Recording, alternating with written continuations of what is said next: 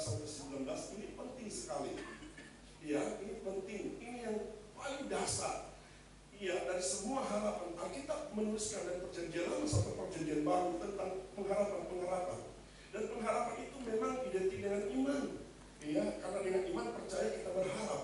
Betul ya? Dan nanti kita melakukan kasih, itu yang paling terbesar. Tetapi pengharapan ini kita punya dasar. Tidak sembarangan kita memiliki pengharapan. Ya, karena orang bisa menaruh pengharapannya kepada hal-hal yang kelihatan, ya, hal-hal yang lahiriah, yang nampak, yang bisa dipegang. Itu yang dia harapkan. Nah, kita mau lihat pengharapan kita sebagai orang percaya dasarnya apa? Mari kita baca 1 Korintus 19 ayat 17 sampai 19. Dikatakan begini, dan jika Kristus dia dibangkitkan, maka sia-sialah kepercayaan kamu, dan kamu masih hidup dalam dosamu. Demikianlah binasa juga orang-orang yang mati dalam Kristus. Jikalau kita hanya dalam hidup ini saja menaruh pengharapan pada Kristus, maka kita adalah orang-orang yang paling malang dari segala manusia. Tetapi yang benar ialah bahwa Kristus telah dibangkitkan dari antara orang mati sebagai yang sulung dari orang-orang yang telah meninggal. Yang telah meninggal, Yesus, ya, adalah pilihan yang terbaik. Katakan Bapak Ibu, Yesus adalah pilihan yang terbaik. Ada kisah di dalam kisah ini dalam Alkitab, ya. Ada seorang muda yang kaya, gitu ya, dan dia ketemu dengan Yesus dan berkata, "Guru, bagaimana caranya supaya aku masuk surga?" Surga itu penting, amin. Karena ngapain kita sekarang ibadah, melakukan yang baik, melakukan perintah Tuhan, tapi kita nggak masuk surga. Surga itu adalah tujuan utama kita, ya, dalam kehidupan ini. Nah, jadi ini dia katakan kepada Yesus, "Guru, gitu ya, bagaimana caranya supaya aku masuk surga? Aku telah melakukan semua yang baik. Aku suka menolong orang. Aku suka melakukan hukum Taurat." Saudara, kalau saudara dengar hal itu, kira-kira saudara kayak gimana? Wow, keren banget orang ini. Kenapa? Dia melakukan yang baik, dia suka menolong orang, bahkan dia melakukan hukum Taurat. Hukum Taurat itu, saudara, itu luar biasa banget, gitu ya. Kita nggak bisa lolos melakukan hukum Taurat karena begitu ketat sekali peraturan yang ada di sana. Tapi orang ini, dia katakan, "Aku sudah melakukan hukum Taurat." Wow, kayak gimana orang ini ya? Hebat banget. Oke, kata Yesus, oke, kalau begitu, sekarang tinggal satu hal lagi yang kurang. Jualah seluruh hartamu dan ikutlah aku. Alkitab mengatakan, maka sedihlah hati orang muda yang kaya ini. Tuh ya, langsung dia balik belakang, pergi meninggalkan Yesus. Dan Yesus berkata kepada murid-muridnya, adalah lebih mudah unta masuk ke lubang jarum. Tapi itu ada lubang jarum kecil banget gitu ya. Adalah lebih mudah seekor unta masuk ke dalam melalui lubang jarum daripada orang kaya masuk dalam kerajaan surga. Halo, apakah ada yang salah dengan kekayaan? Enggak. Kita berdoa hari ini semua kita kaya semua. Amin. Enggak ada yang salah. Tapi kita lihat di sini dari percakapan ini kita lihat bahwa orang muda yang kaya ini, yang katanya baik hati ini, dia menaruh pengharapannya kepada apa? Hartanya. Betul ya? Kepada nama baiknya, kepada semua resources yang dia andalkan. Itulah harapan dia. Makanya ketika dikatakan, oke, kalau begitu engkau sudah lakukan semuanya, bahkan hukum Taurat engkau sudah lakukan, jualah hartamu, ikutlah aku, maka sedihlah hatinya. Nah, Bapak Ibu Saudaraku yang kekasih dalam nama Tuhan, hari ini kita bicara pengharapan yang sesungguhnya itu di mana? Sebagai anak Tuhan hari ini harus kita jawab, mengapa kita harus memiliki pengharapan? Dan pengharapan itu terdapat di mana? Kepada siapa kita harus berharap? Gitu ya. Nah, maksud itu yang pertama, Bapak Ibu, ya, kita harus betul-betul memang percaya kepada Yesus.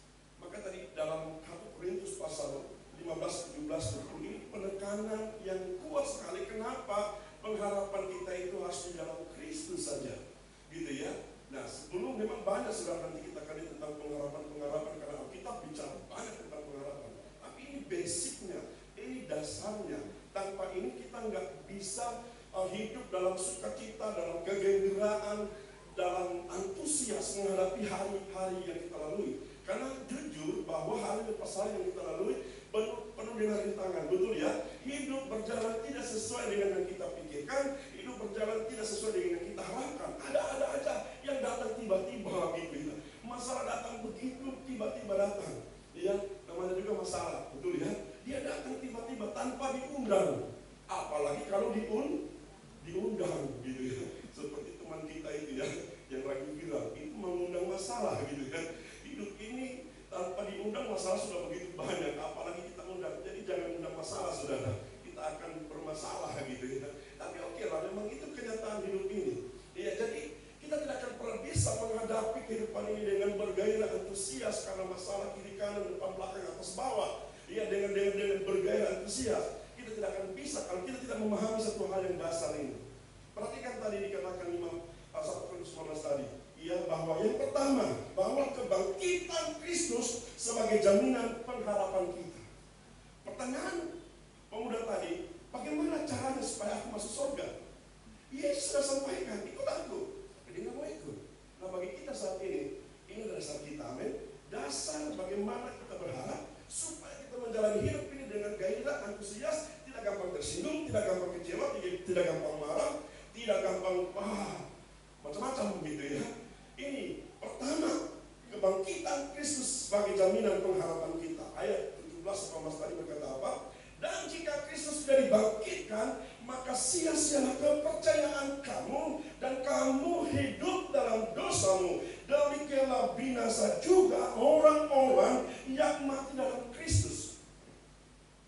Ketika saudara menolak Kristus, mungkin saudara katakan, oke, saya percaya Yesus, tapi saya tidak percaya semua perintah-perintahnya. Itu sama dengan tidak percaya. Gitu ya. Saya percaya Kristus, tapi 99,999 berarti 0,000,1 saudara tidak percaya dia. Itu sama dengan tidak percaya. Gitu ya. Jadi ini dasar pengharapan kita, yaitu apa? Dasarnya adalah kebangkitan Kristus. Karena semua orang pasti mati, saudara. Ya, semua siapapun dia.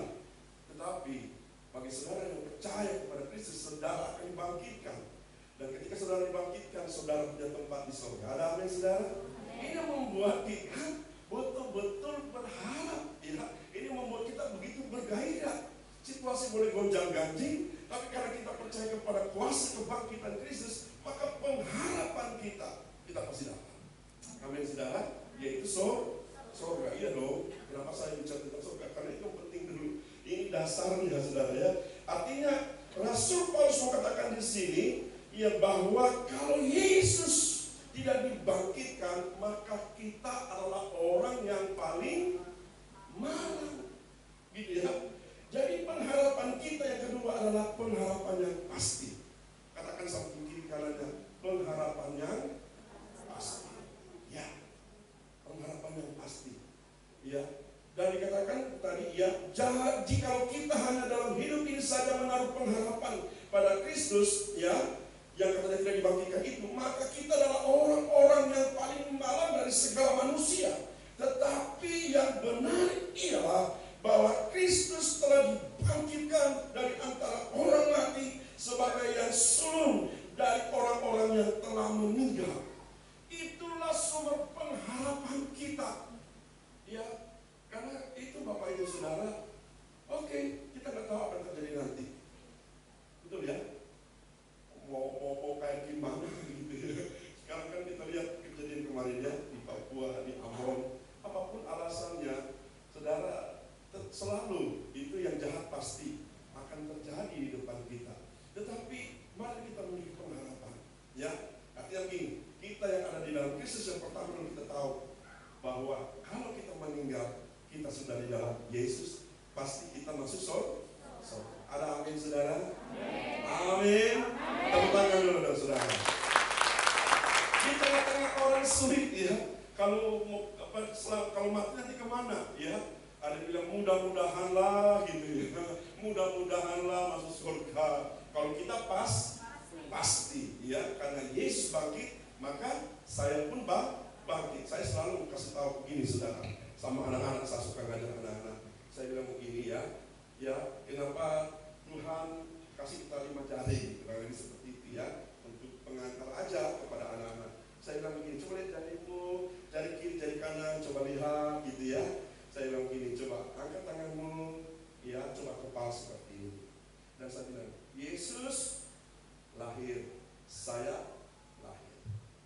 sama.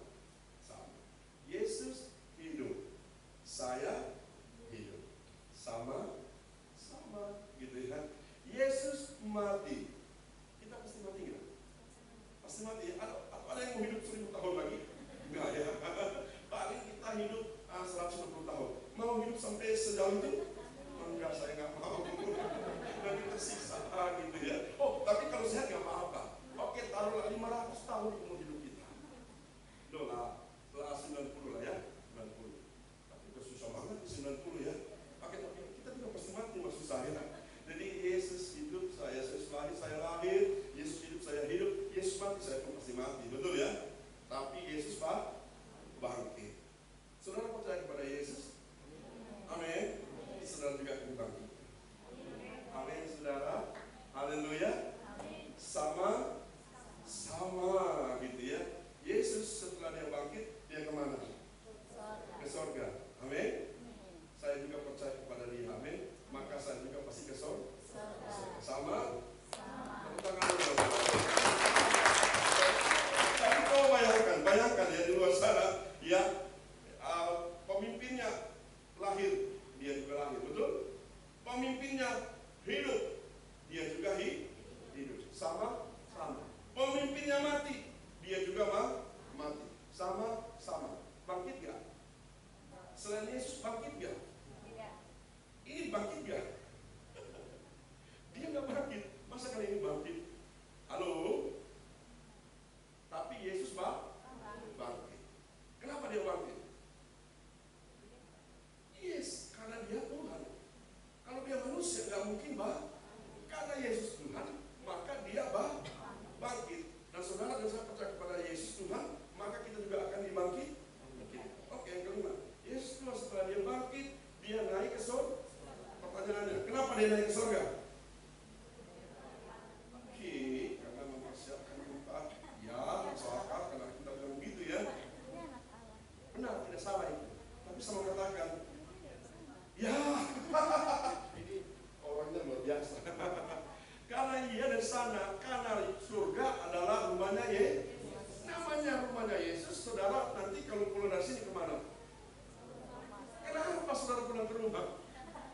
Di situ tempat kita, betul ya? Surga itu adalah rumahnya Yesus. Maka ketika dia mati, dia balik ke sana. Dan kita percaya kepadanya, kita juga akan ke sana. Amin. Amin, saudara. Dunia ini semakin tua, dunia ini menuju kepada kebinasaannya. Maka kita bersekutu sebagai orang percaya, ya. Kita terus selama kita hidup, kita percaya kepadanya, kita menyembah Dia. Amin, saudara ya. Wah, itu keren sekali, Bapak Ibu. Nah, jadi ini pengharapan kita. Di tengah-tengah dunia begitu banyak yang dilakukan, inilah, itulah, ritual, inilah, itulah. Tapi ketika ditanya, yakin nggak mau ke surga? Enggak. Mudah-mudahan. Halo? Gitu ya. Jadi kita cukup percaya, amin. Percaya. Dan tanda kita percaya, kita beribadah seperti sekarang ini. Tanda kita beribadah, kita betul-betul sungguh menyembah Dia. Ketika kita menyembah Dia, kita nikmati Dia. Amin, saudara. Ya, ini penting. Ya. Jadi itu salah satunya. Ini yang paling basic yang harus kita betul-betul tahu. Dan kita harus ajarkan berulang-ulang kepada orang-orang yang kita kasih. Bahkan ketika ketemu dengan orang yang belum percaya, kita harus sampaikan ini. Itu tanda kita juga punya pengharapan, gitu ya, bahwa orang itu juga yang percaya kepada Yesus, mereka akan diselamatkan. Nah, Bapak Ibu Saudara, Rasul Paulus dalam Kolose pasal 1 ayat 23 dikatakan begini, sebab itu kamu harus bertekun dalam iman, tetap teguh dan tidak bergoncang, gitu ya. Dan jangan mau digeser dari pengharapan Injil yang telah kamu dengar dan yang telah dikabarkan di seluruh alam di bawah langit. Dan aku ini Paulus telah menjadi pelayannya. Artinya apa? Mengikut Tuhan harus disertai dengan ketekunan, kesungguhan hati, dan tetap memiliki pengharapan yang benar di dalam Dia. Amin, saudara. Akan saya katakan bahwa iman seseorang akan teguh jika didasarkan pada pengharapan yang benar. Ya,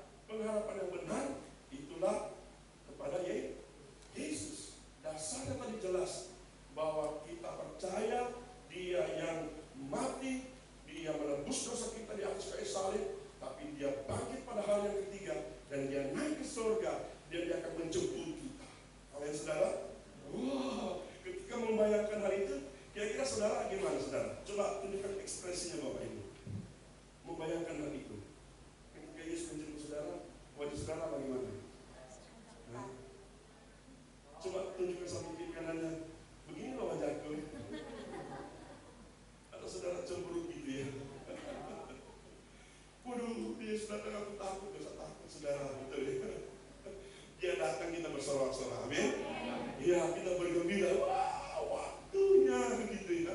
Jadi itu yang mendominasi pikiran kita, hati kita, gaya hidup kita, dimanapun kita berada. Jadi pengharapan itu sangat penting, saudara. Ya, bukan karena kita punya harta banyak, boleh silakan gitu ya. Bukan karena kita punya nama baik, boleh silakan. Tapi bukan dasar itu. Ya, makanya tadi orang muda yang kaya itu dia kembali balik badan gitu ya. Ya, dia pikir dia kaya, dia pikir dia sudah berbuat baik gitu ya. Dia pikir dia sudah bisa menolong orang lain, bahkan melakukan hukum Taurat yang begitu ekstrem gitu ya. Tapi Yesus katakan, kalau kau tidak menerima aku, tidak mengikuti aku, kau tidak layak. Wow, jadi kita bersyukur untuk hal ini. Jadi itulah yang membuat kita sungguh-sungguh menjadi orang yang bergairah hari lepas hari karena memiliki pengharapan. Ya, Rasul Paulus begitu menekankan hal ini. Ya, dikatakan kita patut mengikuti teladan Paulus, ya, karena Paulus mengikuti Yesus dalam perjalanan imannya sebagai seorang murid Kristus yang memiliki pengharapan yang benar. Ia dapat mengakhiri garis finish dengan baik karena memiliki pengharapan yang benar, yaitu pengharapan tentang Injil, tentang kebenaran itu. Banyak orang berbuat baik, tapi belum tentu benar. Tapi kalau orang benar, pasti dia orang baik. Amin, saudara. Dan kebenaran itu hanya ada di dalam Yesus. Saya terus di FB saya, gitu ya.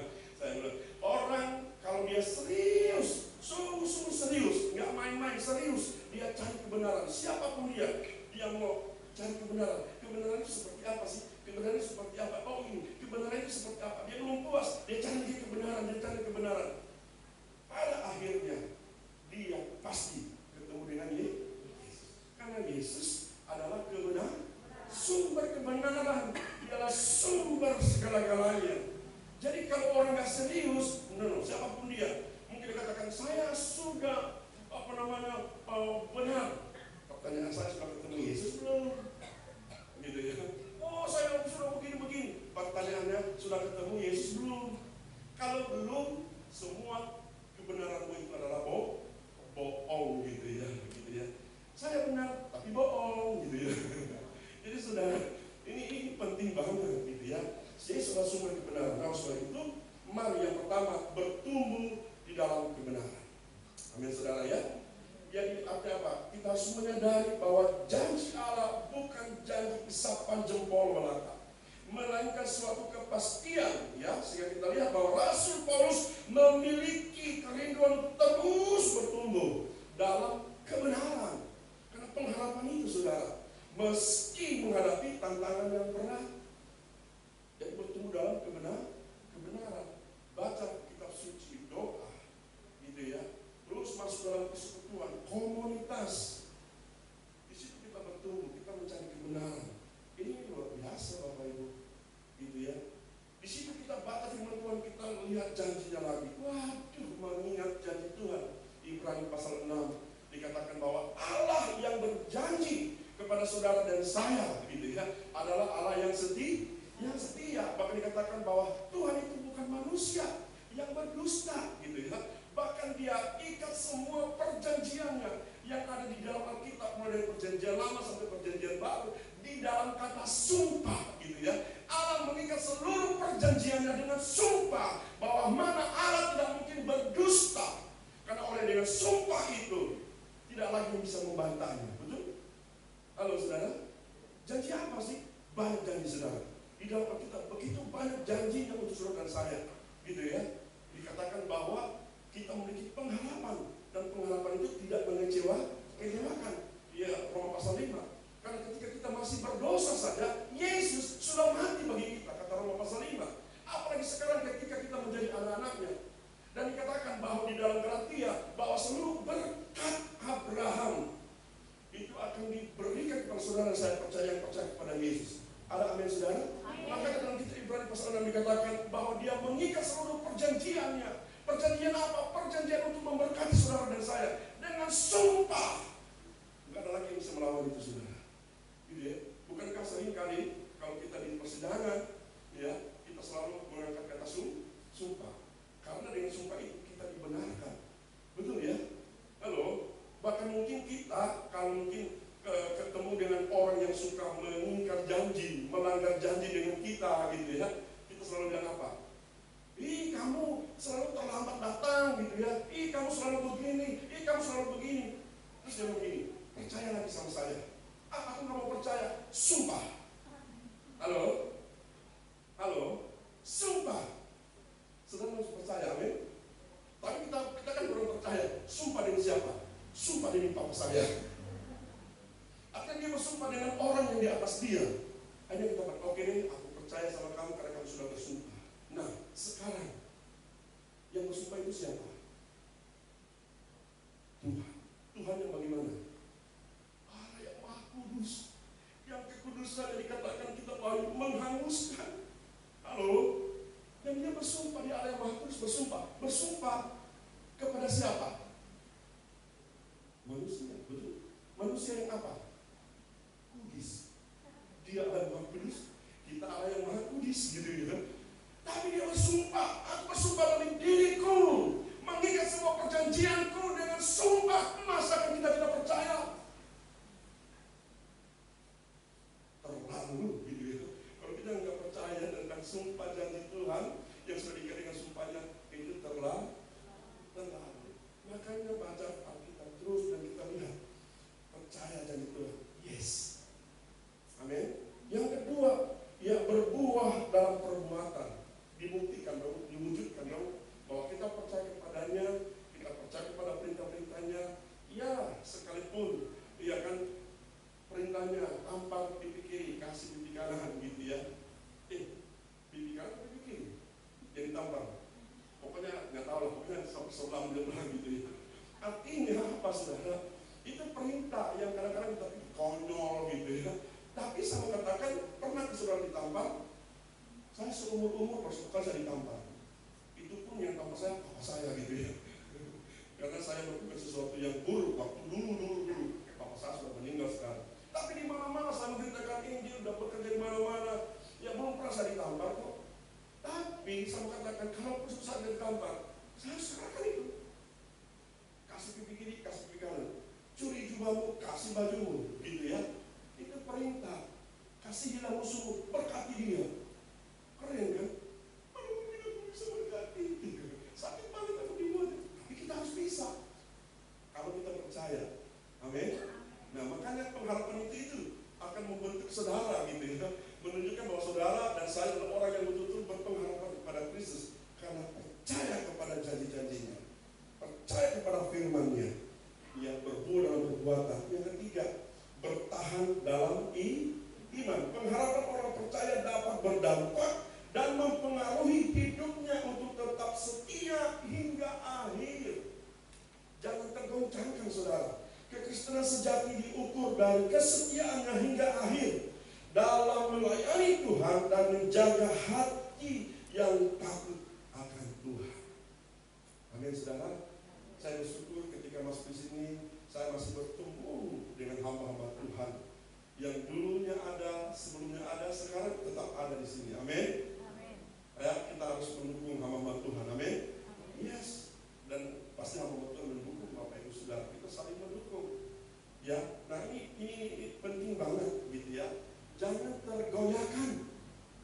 Katakan aku tetap di sini. Katakan. Aku tetap di sini. Ya, banyak hal di luar sana yang bisa menggoncangkan imanmu, menggoyahkan pengharapanmu. Tapi saya bersyukur bahwa kita di sini, gereja ini selalu mengajarkan tentang kebenaran Alkitabiah. Amin. Katakan aku tetap di sini. Aku tetap di sini. Menikmati kasih-Mu Tuhan. Menikmati kasih-Mu. Ya, saudara saya tadi merasakan hadirat Tuhan begitu kuat di tempat ini. Tepuk tangan dulu untuk present worship. Tepuk tangan dulu untuk kita semua. Saya jadi sulit untuk mundur ya. Tuhan, ya enak banget gitu ya. Ya saya maaf tidak sedang memuji. Tuhan adalah yang dipuji. Amin. Tuhan adalah yang dipuji. Tapi saya merasakan itu di sini. Amin saudara. Ya di rumah juga saya rasakan. Tapi secara korporat bersama-sama di sini saudara. Musiknya bagus, suaranya bagus ya. Sampai Tuhan menjamah kita. Bukan karena perasaan. Amin. Kita sendiri kan bisa merasakan itu ya. Kita bertemu muka dengan muka, tenggelam di dalam kasih-Mu Bapa.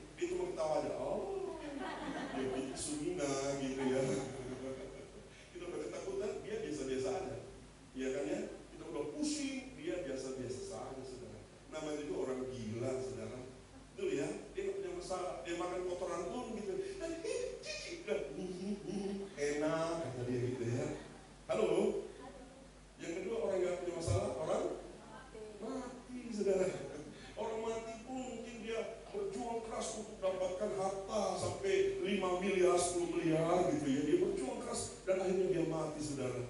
Dan kita katakan, uang 1 triliun, bangunlah. Gak bakalan bangun, saudara. Kita tak begini. Ini uang 1 triliun, bangun. Tetap begini. Nggak pusing lagi dia, saudara. Dan kita bukan orang gila, dan kita bukan orang mati. Pasti kita punya masalah. Sama, saudara. Tapi beda ketika kita memiliki pengharapan di dalam Tuhan. Amin. Nah, Bapak Ibu Saudara, saya mau kasih kisah yang terakhir. Saya akan bacakan karena ini kisah dalam Alkitab. Bartimeus, Bapak Ibu perhatikan kisah ini. Lalu tibalah Yesus, Markus 10 ayat 46-52. Lalu tibalah Yesus dan murid-muridnya di Yeriko. Dan ketika Yesus keluar dari Yeriko bersama-sama dengan murid-muridnya dan orang banyak berbondong-bondong, ada seorang pengemis yang buta bernama Bartimeus, anak Timeus, duduk di pinggir jalan. Ketika didengarnya bahwa itu adalah Yesus orang Nazaret, mulailah ia berseru, "Yesus anak Daud, kasihanilah aku." Banyak orang menegurnya supaya ia diam, namun semakin keras ia berseru, "Anak Daud, kasihanilah aku." Lalu Yesus berhenti dan berkata, "Panggillah dia." Mereka memanggil orang buta itu dan berkata kepadanya, "Kuatkanlah hatimu, berdirilah." Ia memanggil engkau. Lalu ia menanggalkan jubahnya, ia segera berdiri dan pergi mendapatkan Yesus. Tanya Yesus kepadanya, "Apa yang ku kehendaki supaya aku perbuat bagimu?" Jawab orang buta itu, "Rabuni, supaya aku dapat melihat." Lalu kata Yesus kepadanya, "Pergilah, imanmu telah menyelamatkan engkau." Pada saat itu juga melihatlah ia, lalu ia mengikuti Yesus dalam perjalanannya. Amin. Saudara lihat kisah ini. Kisah ini sangat menarik. Kisah ini bicara tentang pengharapan seorang yang buta yang bernama Bartimeus. Dan faktanya kita lihat di sana, dia seorang yang buta dari kecil. Dan orang buta itu kalau dulu itu adalah orang-orang terimajinalkan, yang terpinggirkan, yang tidak dianggap. Tapi perhatikan, orang ini memiliki pengharapan yang kuat. Dipastikan umurnya sekitar 30 tahun lebih. Ya, dan dia setiap harinya berduduk menjadi seorang pengemis, Bapak Ibu. Dan ini kisah yang sangat menarik hari itu. Kita menceritakan Yesus datang ke kota Yeriko. Ya, lihat. Banyak orang berbondong-bondong mengikutinya. Terus setelah itu Yesus masuk ke kota Yeriko. Ketika Yesus kembali lagi keluar dari kota Yeriko, dia lagi mengamatinya. Dia ini buta, betul ya? Dia buta, tapi telinganya ada, Bapak Ibu. Dan dia mendengar, Yesus masuk, Yesus keluar. Banyak orang berbondong-bondong. Lalu dia berteriak, betul ya? Dia berteriak, "Yesus anak Daud, kasihanilah aku." Alkitab menceritakan di sana, banyak orang menegurnya supaya ia diam, namun semakin keras ia berseru, "Anak Daud, kasihanilah aku." Ketika dia berteriak begitu, orang bilang, "Diam, diam." Tapi semakin orang katakan diam, semakin dia berteriak, "Yesus anak Daud, kasihanilah aku." Wow, Yesus dari dikerumunin begitu banyak orang yang mengikuti dia. Ketika dia bilang, "Anak Daud, kasihanilah aku." Tidak ada orang yang menyebut dia anak Daud. Hanya orang yang buta ini. Halo?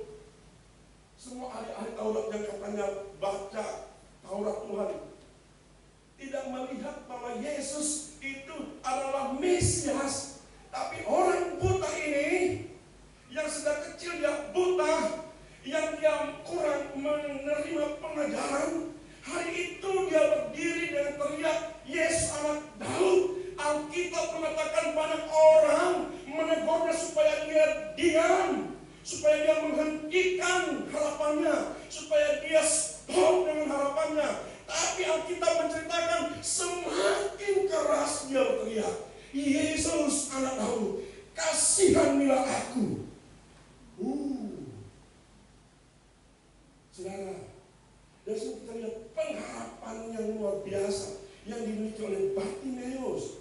Dulu anak-anak Israel memang sejak umur 2 tahun mereka dibawa ke sinagoge untuk mendengarkan Taurat, mendengarkan firman Tuhan. Dan orang-orang yang buta, yang tuli, yang timpang, mereka tidak boleh masuk ke sinagoge karena mereka dianggap cacat. Tapi mereka harus mendengarkan firman dan mereka berdiri di pintu sana, tidak boleh masuk. Tetapi lihat, sejak kecil dia mendengarkan itu. Dia mendengarkan bahwa akan datang Mesias, amin. Akan datang pembebas, akan datang sumber mujizat, akan datang. Setahun, 2 tahun, 3 tahun, 4 tahun dia menanti. 5 tahun, 10 tahun, 20 tahun dia menanti. Dia menanti karena dia dengar. Dia tidak lihat tapi dia dengar. Dia dengar, dia dengar, dia dengar. Dia imani, dia percaya, dia percaya. Berapa tahun? Bartimeus diperkirakan 30 tahun lebih. Mungkin 38 tahun. Dia menanti. Orang lain sudah melupakan itu, tapi dia tidak lupa. Itu namanya pengharapan. Amin. Amin. Coba kan dia tidak berharap. Dia patah arang untuk menaruh pengharapannya kepada Mesias di umur 30 tahun. Selama sepanjang umur 30 tahun dia berharap, tapi akhirnya patah arang di umur 30 tahun karena dia tidak melihat jawaban itu. Dia tidak melihat bahwa betul-betul ada Mesias. Halo, kira-kira hari itu dia dapat mujizat nggak? Tidak. Sama dengan orang banyak berbondong-bondong mengikuti Yesus, berbondong-bondong keluar masuk mengikuti Yesus, tapi tidak satupun disembuhkan oleh Yesus. Tapi orang ini, secara jelas Alkitab mengatakan bahwa orang ini hanya dia yang disembuhkan. Kenapa? Karena dia memiliki pengharapan. Pengharapan itu yang membuat dia tetap, Yesus, anak Daud, kasihani aku. Diam.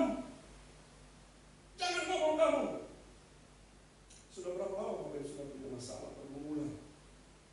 Doa-doa yang mungkin belum dijawab sampai saat ini. Apakah saudara sudah berhenti untuk berharap? Halo? Kita belajar dari firman Tuhan. Amin. Belajar dari firman Tuhan. Jangan berhenti untuk berharap. Sekalipun orang bilang, ngapain kamu ke gereja, rumah persembahan? Lihat doa-doamu, gak dijawab oleh Tuhan. Ayo, gak usah kesana lagi. Ngapain kamu berharap sama Tuhan? Lihat doa-doamu gak dijawab juga. Kalau itu yang dilakukan oleh Bartimeus selama 30 tahun, saya percaya dia tidak akan disembuhkan. Tapi yang penting di sini adalah dia orang yang mendengarkan firman Tuhan. Amin. Dia tidak punya mata, dia terbatas selama banyak hal, tapi apa yang ada padanya telinga, dan telinga ini dia pakai untuk mendengarkan firman Tuhan. Dan dia dengar, bukan sekedar dengar, dia percaya. Dia percaya, dia percaya. Dan dia menantikan. Dia beriman. Itulah pengharapan. Tadi saya bukan khotbah ini Bapak Ibu. Saya siapa yang khotbah. Tapi Tuhan berbicara. Sampaikan ini. Saya nggak tahu sampai Bapak Ibu Saudara yang pernah berharap setelah Tuhan dan sekarang mulai mengecil harapannya. Hari ini bagi Tuhan harapan Bapak Ibu. Amin. Mungkin sudah tidak bergairah lagi menghadapi hari-hari ini, begitu sulit, begitu pelik. Kalau saudara tetap percaya sama Yesus, berarti saudara masih memiliki pengharapan. Amin.